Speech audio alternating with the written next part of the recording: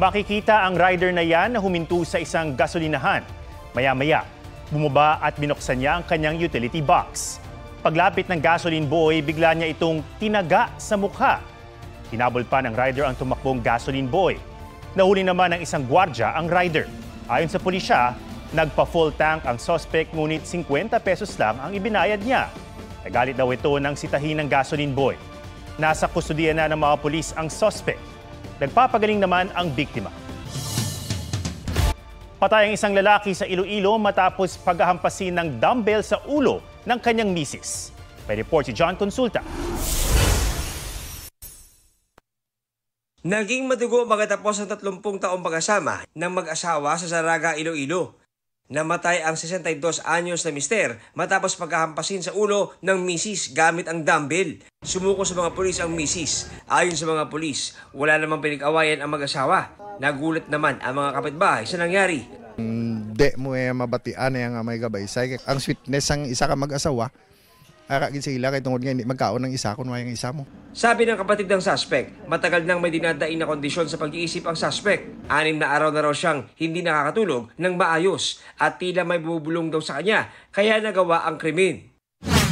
Sa General Santos City naman, natutulog ang 16 anyos na binatilyo at kanyang ina sa kanilang bahay nang martilyuhin sa ulo. Ayon sa kanilang kakilala, nakarinig sila ng ingay mula sa bahay ng mga biktima kaya sinilip nila ang mag-ina. Duguan ng binatilyo habang nakahiga sa kama. Nasa sahig naman ang ina niya. Dead on arrival sa ospital ang binatilyo habang kritikal ang kanyang ina.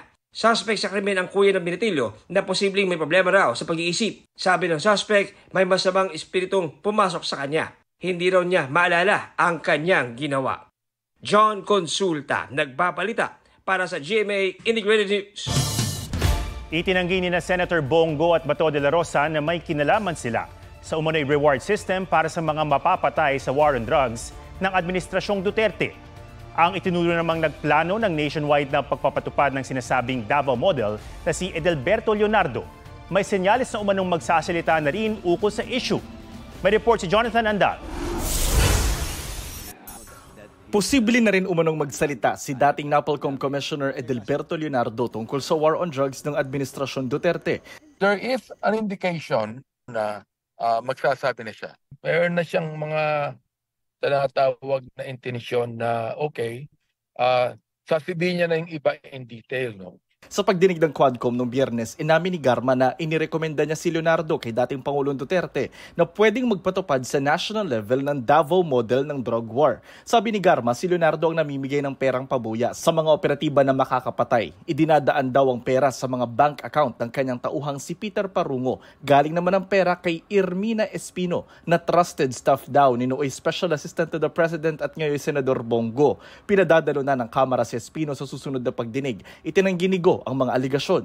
Wala pong reward system na umiiral sa kanyang opisina. Wala siyang inutusan na patayin mo ito. Abogado po si dating Pangulong Duterte. Dati po siyang prosecutor. Hindi siya nagbibigay po ng instruction na illegal.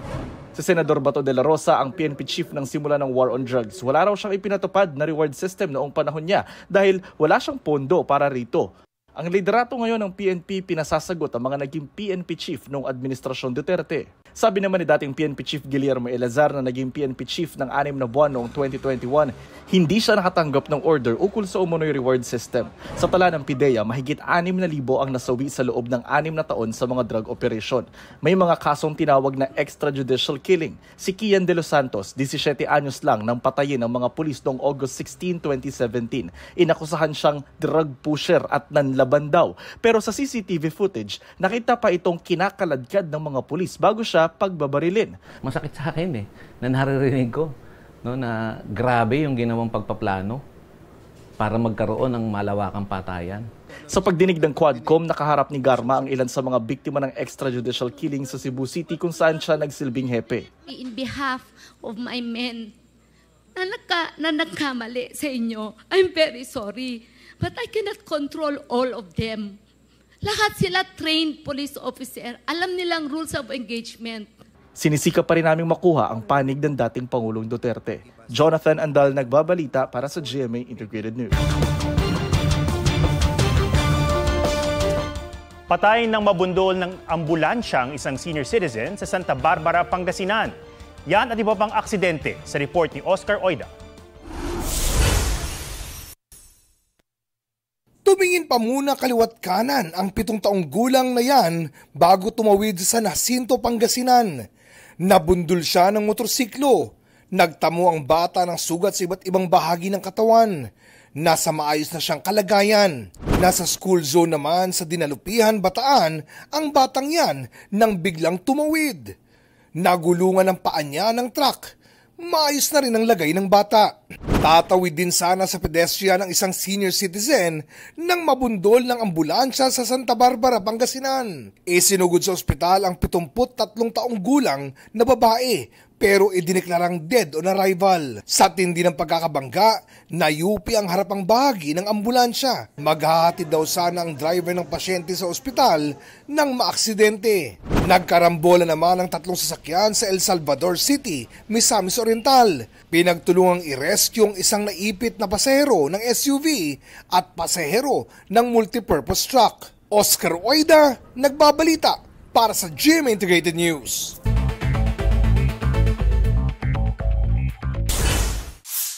Mahigit 40 milyong pisong halaga ng shabu na sabat sa bagahe ng South African national na magbabakasyon umano rito sa bansa. Hindi raw alam ng suspect na may droga sa bagahe niya.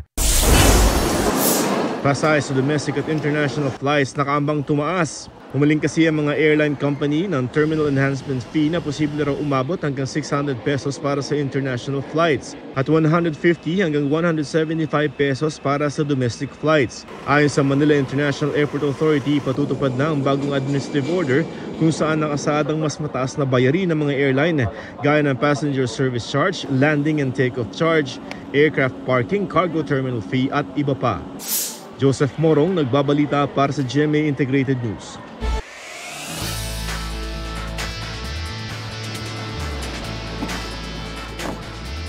Hanggang 6 na oras ng araw-araw ang tulog ng TNBS driver na si Michael Punzalan.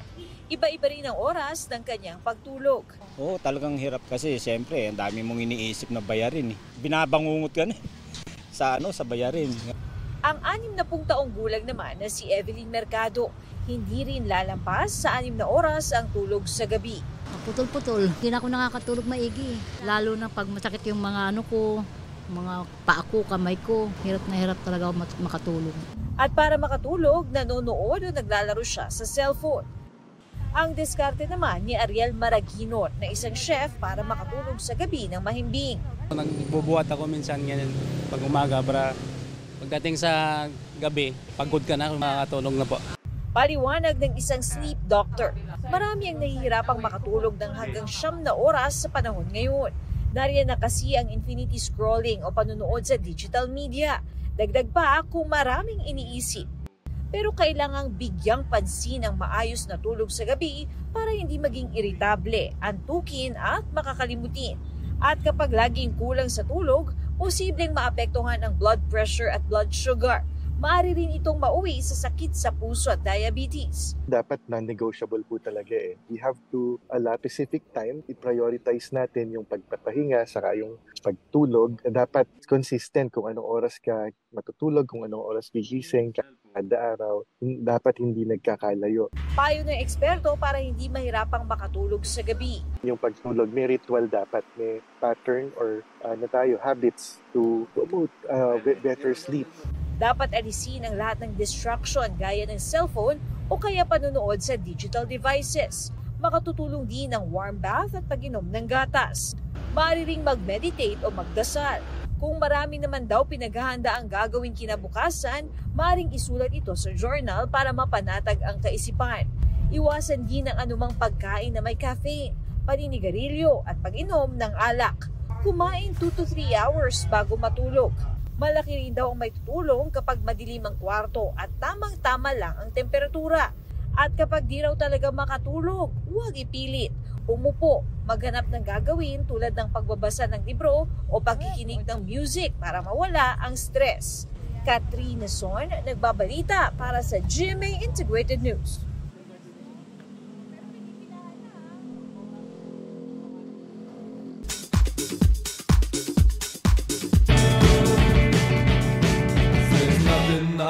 TikTok Clock host Herlin Budol, todo hataw kasama ang kanyang tatay. BTS Jimin, isa sa mga K-pop celebrity na nautangan at hindi pa raw nababayaran ng South Korean comedian na si Lee Jin-ho na inaming nalulung sa sugal. Nangako si Jin-ho na babayaran lahat ng kanyang utang. Humingi rin siya ng tawad sa mga nautangan at nagtiwala sa kanya.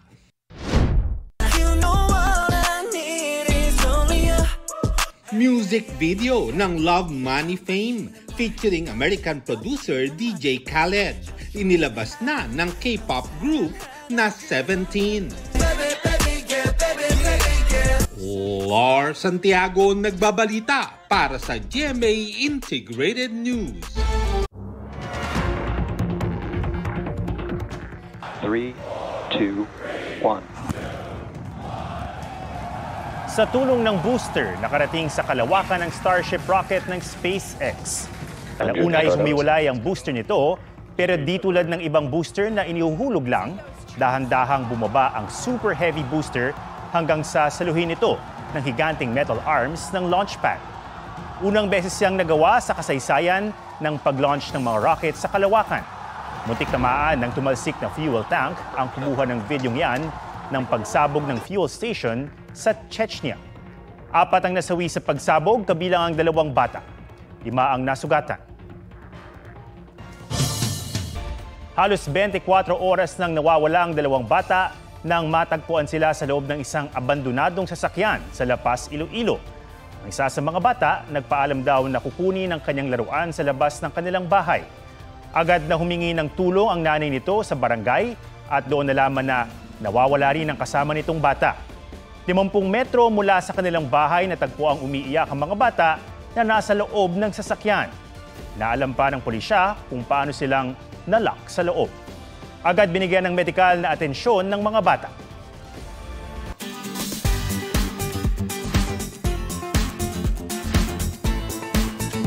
Ang plinanong romantic moment sa proposal nauwi sa tawanan dahil sa isang pagkakamali ng boyfriend. Pusuan na yan sa report ni Oscar Oida. Sa Sea of Clouds, feels ay not cloudy. Nabalot kasi ito ng halakhak. Hindi lang basta kilig, kundi kantsaw na rin sa jowang kinabahan sa wedding proposal na hindi na talaga malilimutan.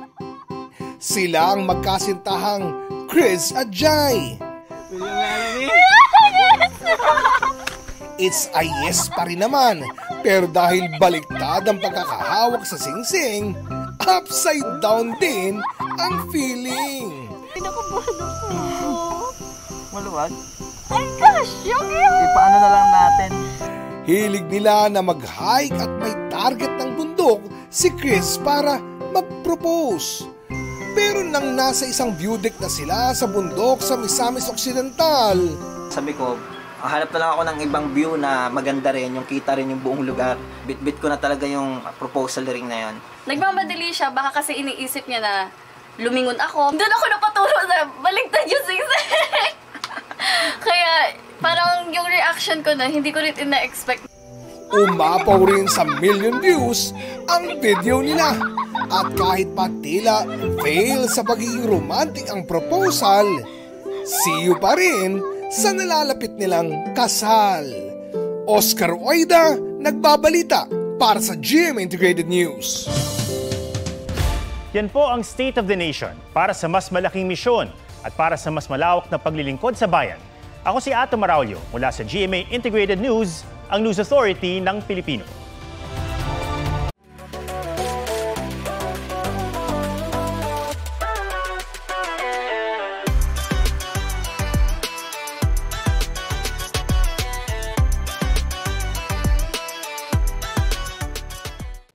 Mga kapuso, alamin ang State of the Nation. Mag-subscribe sa GMA Integrated News sa YouTube. Sa ating mga kapuso abroad, samahan niyo kami sa GMA Pinoy TV at sa www.gmanews.tv.